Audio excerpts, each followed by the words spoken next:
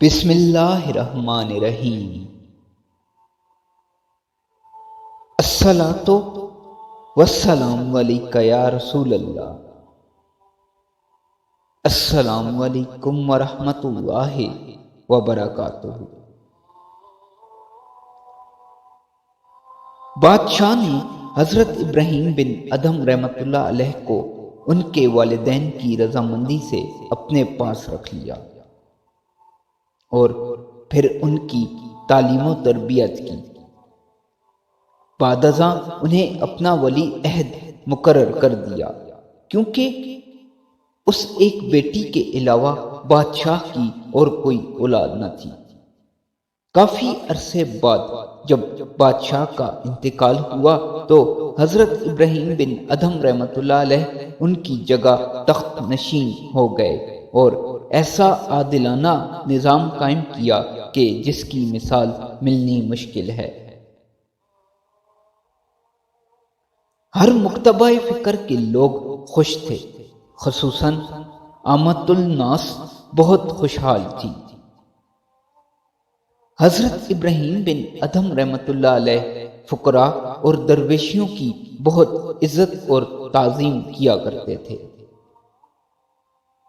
اکثر ان کے جوتے خود اٹھا کر سامنے رکھتے تھے۔ پھر آپ کی شادی ہو گئی اور نہایت کروفر اور شان و شوکت سے بلخ پر حکومت کرنے لگے۔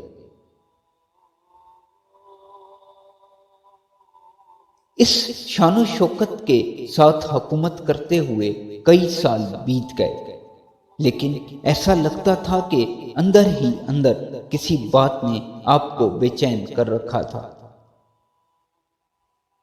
آپ ہر وقت مضطرب رہا کرتے تھے، جیسے آپ کو کسی چیز کی تلاش ہے۔ شاید تلاش حق کی یہ جستجو والد کی تربیت کا نتیجہ تھی۔ شیخ فرید الدین عطار رحمۃ اللہ علیہ کے مطابق انہی دنوں کا واقعہ ہے کہ ایک رات آپ رحمۃ اللہ علیہ محل میں محو خواب تھے کہ آدھی رات کے وقت آپ کی آنکھ اچانک کھل گئی۔ آپ رحمۃ اللہ علیہ نے دیکھا کہ ایک آدمی محل کی چھت پر ٹہل رہا ہے۔ آپ فوراً چھت پر گئے، آدمی کو دیکھا، پوچھا تم کون ہو اور اس وقت یہاں کیا کر رہے ہو؟ اس نے کہا کہ میں آپ کا دوست ہوں اور یہاں اپنا اونٹ تلاش کر رہا ہوں جو گم گیا ہوا ہے۔ آپ نے فرمایا کہ بھلا یہ کیسے ممکن ہے کہ شاہی محلات پر اونٹ آ جائے؟ اس آدمی نے جواب دیا، بھلا یہ کیسے ہو سکتا ہے کہ جامع اطلس پہن کر عیش و عشرت میں خدا مل جائے؟ یہ جواب سن کر آپ کے دل میں ایک خوف سا پیدا ہو گیا۔ دوسرے دن جب آپ دربار عام میں بصد شان و شوکت تشریف فرما تھے، یکایک ایک زیوکار آدمی اندر داخل ہوا۔ کسی نے پوچھنے کی جرات بھی نہ ہو سکی کہ اس سے گستاخانہ طور پر دربار میں آنے کی وجہ ہی پوچھ سکے۔ چنانچہ وہ چلتا ہوا آپ کے تخت کے پاس پہنچ گیا اور ادھر ادھر دیکھنے لگا جیسے وہ کوئی اندازہ کر رہا ہو۔ آپ نے نہایت تعجب سے اس سے پوچھا کہ وہ کون ہے اور یہاں کیوں آیا ہے؟ اس نے کہا کہ وہ مسافر ہے اور اس سرائے میں ٹھہرنا چاہتا ہے۔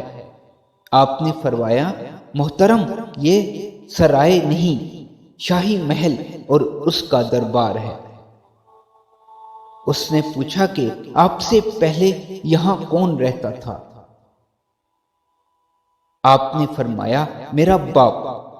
پھر پوچھا، اس سے پہلے کون رہتا تھا؟ فرمایا، میرا دادا۔ اس نے پوچھا کہ اس سے پہلے کون رہتا تھا؟ فرمایا میرا پردادا۔ اس نے پھر پوچھا کہ اس سے پہلے کون رہتا تھا؟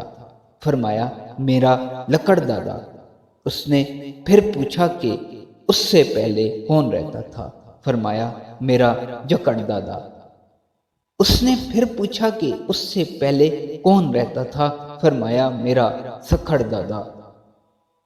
اس طرح کئی پشتوں تک پہنچ کر اس نے پوچھا کہ آپ کے بعد یہاں کون رہے گا؟ تو آپ نے فرمایا میری اولاد۔ اب اس آدمی نے کہا کہ پھر خیال کرو، جس مقام میں اتنے آدمی آئے اور جائیں لیکن کسی کا مستقل قیام نہ ہو تو وہ مقام پھر سرائے ہے نا۔ یہ کہہ کے وہ باہر چلا گیا۔ آپ کے دل میں رات کے واقعے سے ایک آگ سی لگی ہوئی تھی۔ اس معاملے نے جلتی پر تیل کا کام کیا۔ آپ تنہا اس کے پیچھے دوڑے اور اس شخص کو پکڑ لیا، پوچھا تم کون ہو؟ وہ بولے میں حضرت خضر علیہ السلام ہوں اور آپ کی رہنمائی کے لیے آیا تھا۔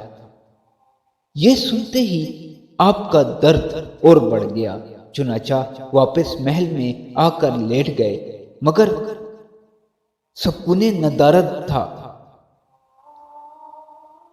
ناچار باہر ہوا خوری کے لیے گھوڑے پر سوار ہو کر نکل گئے۔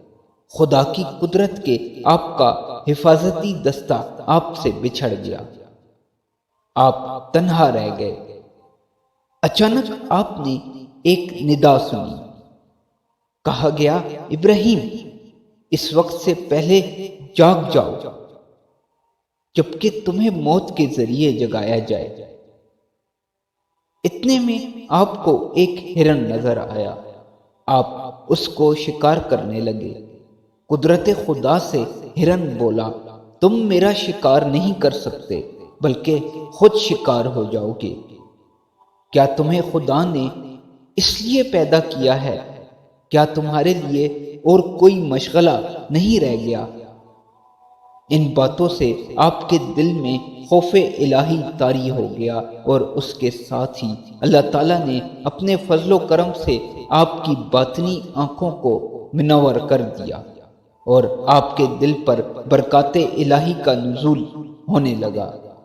چنانچہ آپ نے اسی وقت تخت و حکومت پر لات ماری، بال بچوں کو چھوڑ شاہی لباس اتار کر فقیرانہ لباس پہن لیا اور ترک دنیا کر کے شہر سے باہر نکل گئے۔ آپ اپنے گناہوں پر روتے جاتے تھے اور جنگلوں اور وادیوں سے پیادہ گزرتے جاتے تھے۔